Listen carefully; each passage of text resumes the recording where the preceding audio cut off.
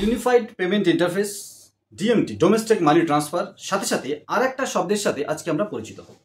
বন্ধুরা, UPI payment system বা UPI money transfer এখনো অফিসিয়ালি আপনার জন্য হয়নি। আপনি মানে এপিএস সিএসপি বা ব্যাংকিং করেসপন্ডেন্সের জন্য এখনো হয়নি যে কাস্টমারের হয়ে আপনি ইউপিআই দিয়ে মানি ট্রান্সফার করবেন, এটা এখনো অফিসিয়াল নয়।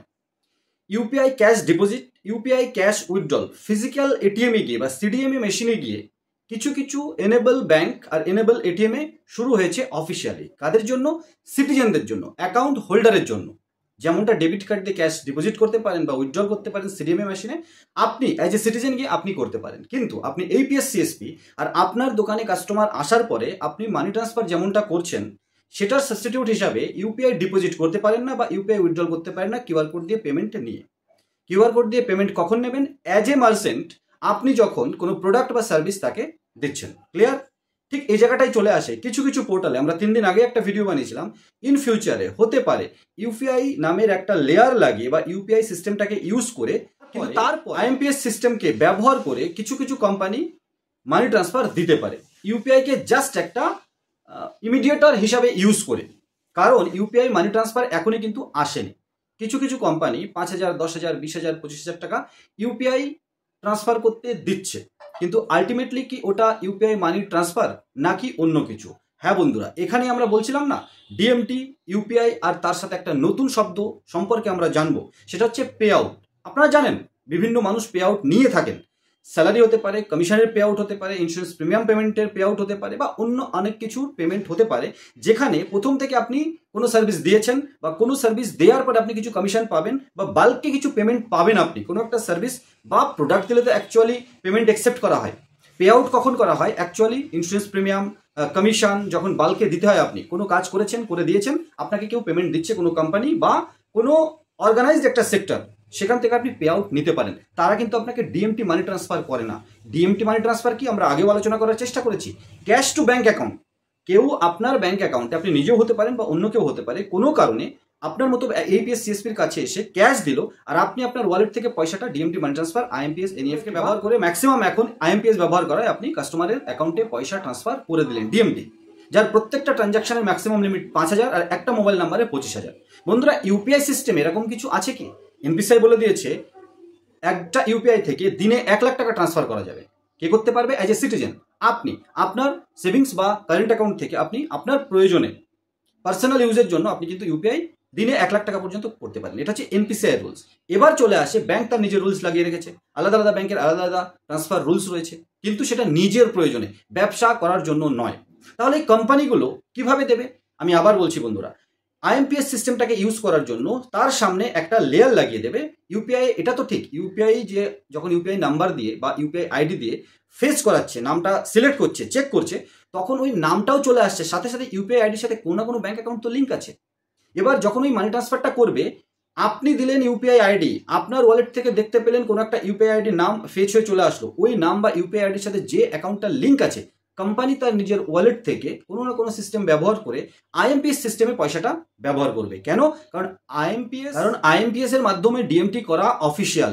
ইউপিআই এর মাধ্যমে আপনি কিছু কিছু কোম্পানির মাধ্যমে বা এখনো পর্যন্ত যেটা করছেন, পে আউট করছেন।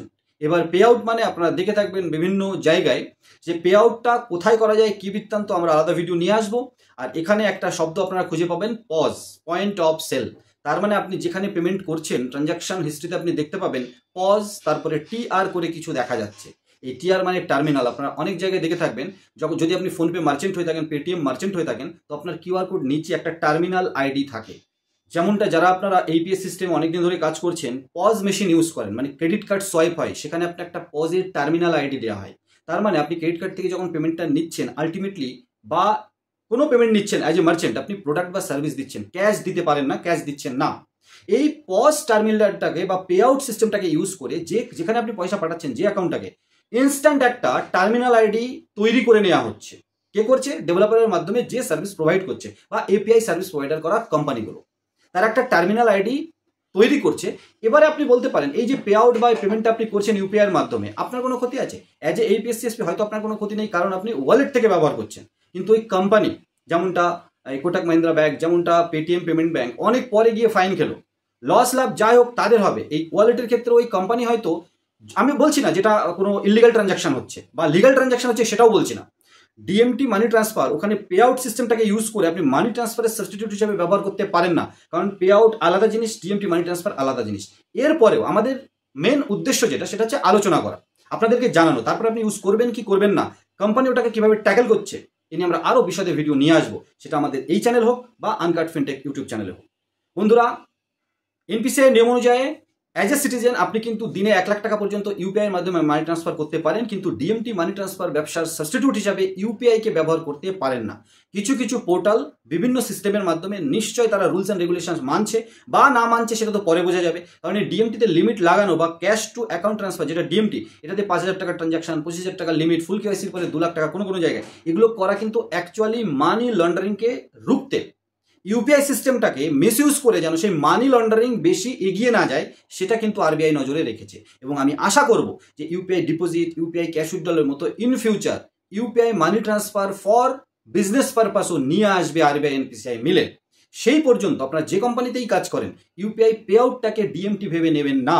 ডিএমটি করতে হলে ডিএমটিই করুন। যদি আপনি অ্যাকচুয়ালি ডিএমটি ব্যবসায় সাফল্য লাভ করতে চান, কোনো কালো দাগ বা লাল দাগ ছাড়া আপনার প্যান কার্ডে, আপনি ডিএমটিটাকেই ব্যবহার করুন। ইউপিআই পে আউটটাকে বর্তমানের ছোট কোনো প্রফিটের জন্য, ফিউচারের জন্য কোনো সমস্যা নিয়ে আসবেন না, এটা আপনাদের কাছে আমাদের আশা, আপনাদেরকে বলা। এবার আপনি করবেন কি না করবেন, আপনি বুদ্ধিমান, আপনি যথেষ্ট জানেন এবং বুঝে শুনে কাজ করবেন। ছোট্ট ভিডিওটা স্কিপ না করে দেখার জন্য অনেক ধন্যবাদ। এই ইউপিআই পে আউট বা ইউপিআই মানি ট্রান্সফার নিয়ে আরও ভিডিও আসবে, ব্যাঙ্কিংয়ের প্রত্যেকটা প্রোডাক্ট নিয়ে ভিডিও আসবো, নতুন নতুন ভিডিও আসবে। ততক্ষণ আপনার সাথে থাকুন। আইএনডি টেক জোনে প্রথমবার এলে অবশ্যই সাবস্ক্রাইব করে পাশে থাকুন। আর নতুন একটা ভিডিও খুব তাড়াতাড়ি, সবাই ভালো থাকুন, সুস্থ থাকুন।